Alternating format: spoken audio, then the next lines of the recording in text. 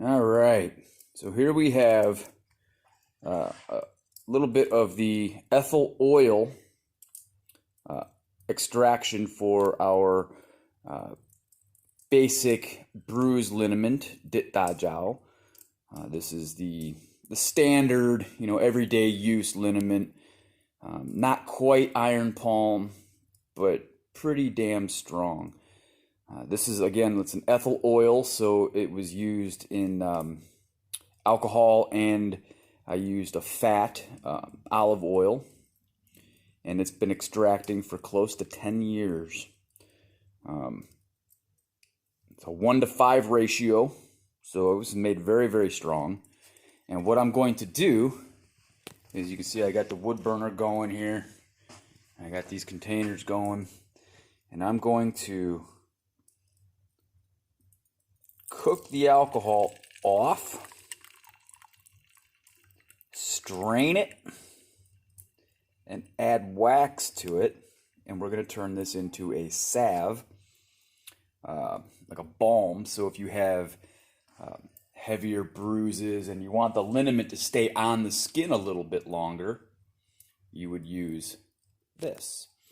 Kind of sort of like a plaster, only it will go into the skin a little bit more than if you were to just make a raw plaster.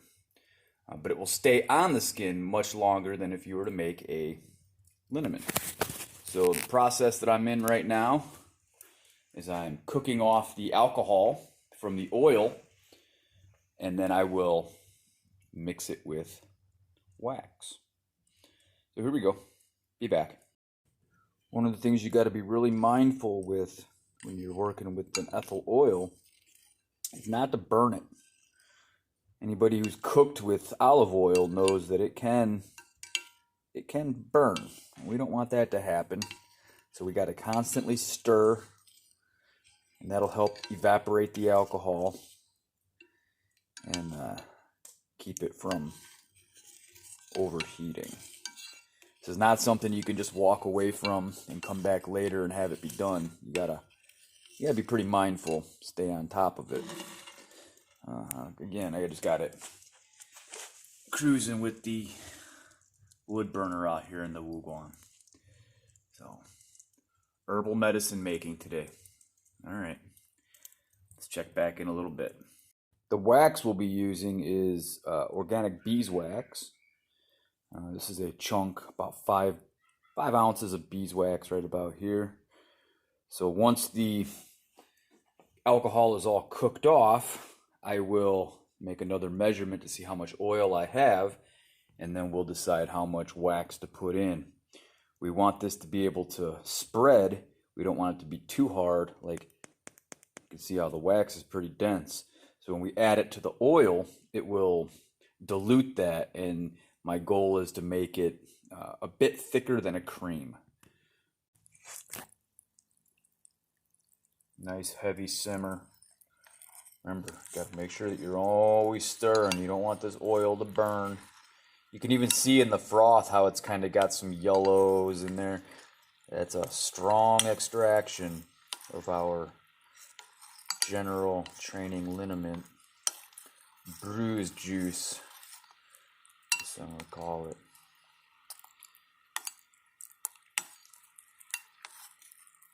About ready to strain. So we've got the oil off the heat. The alcohol is out. I've got a measuring cup here with a funnel and a strainer. So I'm going to see how I pour the oil right in there. And this will help just pull out the last little bit of resinous sediment. And I'll be able to see exactly how much oil, medicated oil, I have. So here we have just shy of 1.5 cups of medicated oil. See how dark that is? We're going to put it back to heat.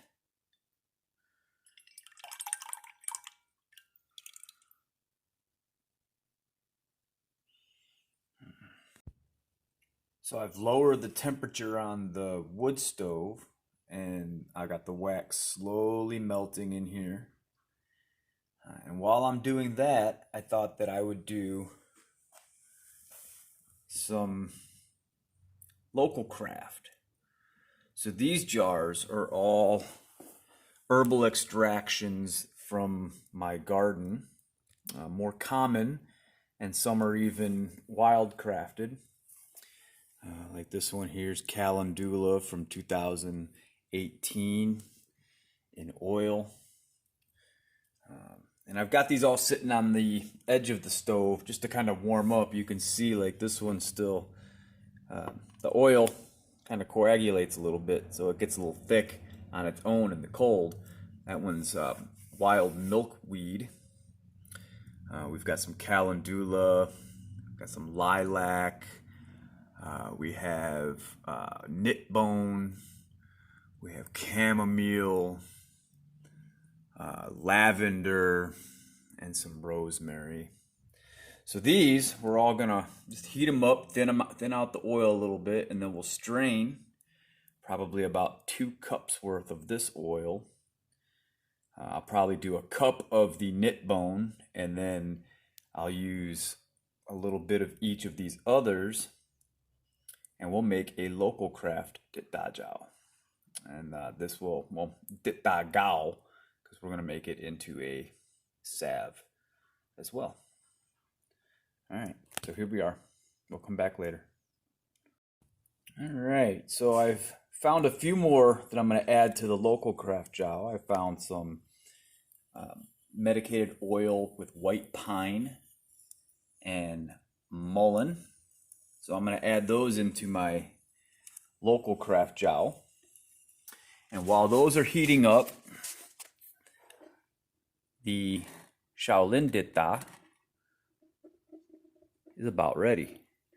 So what we're going to do is we're going to pour 1 jar and we're going to let it sit just a little bit, and this will help test the consistency to see if I need to add any more oil or wax. And then we go from there. So here's 1 cup of medicated oil infused with knitbone, the comfrey plant. It's been in probably about 5 years with this particular oil, maybe a little bit longer. And I'm going to bring this volume up to 2 cups, and I'm going to do that by adding some more local crafted herbs to make it ditdao. We're going to start with calendula oil, nice rich calendula oil.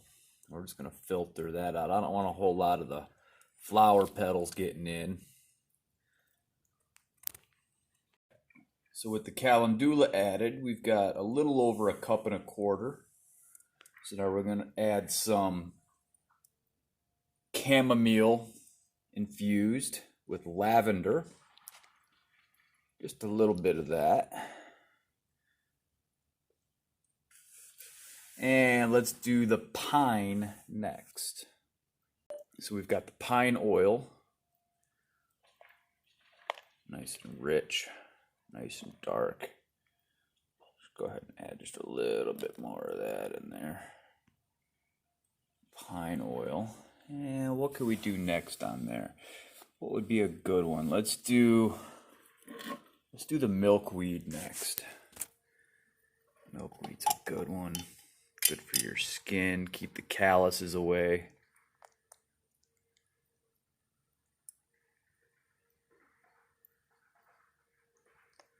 We don't want calluses.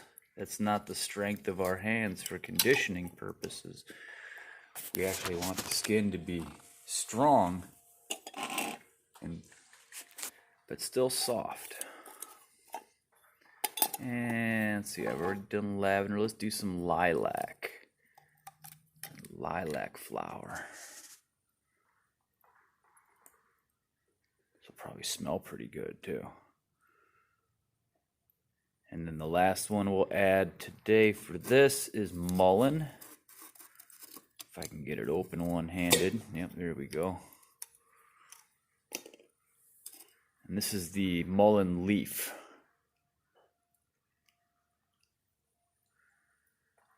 So we'll just let that run through the strainer, and then we will heat it up with some beeswax, turn it into a salve. All right, be back in a little bit. All right, so here you got that jar, the sample jar. I poured a little bit more into it of the Shaolin Dagao. And you can see how it's mostly hardened up.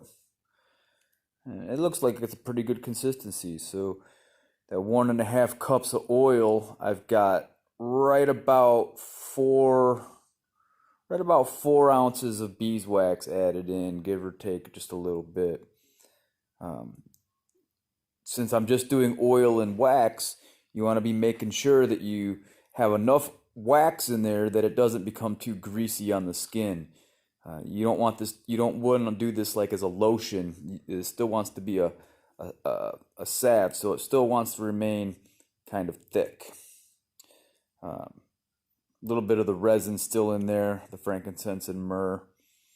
Very hard to get that all out, but there you have it. So now we'll bottle up the rest, and then we'll hit the same process with the local craft, and then we'll look at the color differences, and that'll be kind of cool. All right, we'll be back in a little bit.